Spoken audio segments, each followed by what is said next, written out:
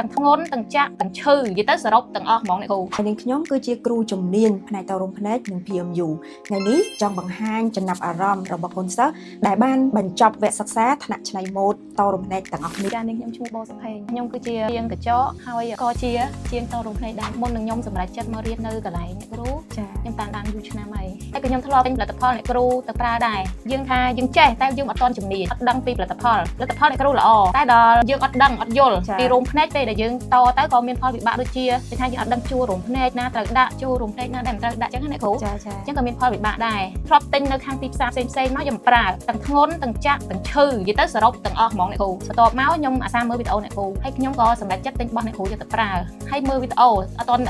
មករៀនទេប្រើរបស់គេ3ថ្ងៃទៅមួយអាទិត្យទេជឿហើយហើយចាក់រឹងទៀតទិញផលិតផលអ្នកគ្រូខ្ញុំអាចបាន13អាទិត្យអញ្ចឹងផលិតផលគាត់ល្អហើយគាត់ថាគាត់ជំនាញហើយបានគាត់ទិញផលិតផលមកប្រើល្អអញ្ចឹងណាគ្រូហើយខ្ញុំចាប់អារម្មណ៍ដោយសារសម័យឥឡូវដូច TikTok Facebook អីណាគ្រូហើយមួយទៀតភាគច្រើនភ្ញៀវកាន់ម៉ូដរោមភ្នែកកាន់យកម៉ូដមកអញ្ចឹង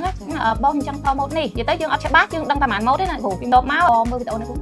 បើរៀនម៉ូដពេលអញ្ចឹងទៅខ្ញុំថាក៏សម្រេចចិត្តមករៀនមួយអ្នកគ្រូអញ្ចឹងហើយមុនភ្ញៀវចង់កាន់ម៉ូដអីម៉ូតូក៏ដោយក៏តឲ្យដែរតម៉ូដចេះតែប៉ុន្មានម៉ូដទេចិត្តដល់ពេលយើងដូចថាយើងអត់ច្បាស់ហើយមួយទៀតយើងអត់ដឹងគ្រឹះអត់ដឹងម៉ូដអញ្ចឹងទីផ្សាររបស់យើងវាធ្លាក់អ្នកគ្រូថាភ្ញៀវគេចង់បានចេះដល់ពេលយើងធ្វើគេអត់បានចឹងគេទៅរកកន្លែងផ្សេងហើយជាចុងក្រោយតើបងមានអីផ្ដាំផ្ញើទៅដល់អតិថិជនឬក៏ជាងដូចគ្នាដែរបងជាចុងក្រោយចាខ្ញុំសូមផ្ដាំទៅជាងទាំងអស់ដែលអត់ទាន់ច្បាស់នឹងការតរំភ្នែកគួរតែរកកន្លែងសាលារៀនណាដែលជឿជាក់តែបើសម្រាប់ខ្ញុំជឿជាក់លើអ្នកគ្រូខាងមួយទៀតភ្ញៀវដែលគាត់ចង់តរំភ្នែកដើម្បីចង់ឲ្យលើកសម្រស់ខ្លួនឯងស្អាតមិនមែនស្អាតតែមួយផ្លែទេធម្មតាឥឡូវគេមានអាតខ្លួនឯងញ៉ាំគ្រូថាតខ្លួនឯងតាមពិតយករោមភ្នែកមកបិទទេដល់ពេលអញ្ចឹងវាអាចមានបញ្ហាមានហានិភ័យប៉ះពាល់ភ្នែកយើងសំខាន់ណាស់មុននឹងតឬមើលធ្វើអីមួយពាក់ព័ន្ធជាមួយភ្នែកចាគួររកកន្លែងណាដែលមានជំនាញណាគ្រូបន្ទាប់ពីបានចប់គឺទទួលបានសញ្ញាបត្រនេះគឺមិនមែនធម្មតាគឺសិតតែឆ្លងកាត់ក្នុងការធ្វើ model ហើយរៀនមួយវគ្គទៅមួយវគ្គគឺសិតតែ technique ដែលខ្ញុំបរៀនគាត់នោះគឺច្បាស់ហ្មងដោយសារតែខ្ញុំគឺធ្វើលើអតិថិជនរាល់ថ្ងៃហ្មងអញ្ចឹងមិនមែនត្រឹមថាគ្រាន់តែចេះតទេ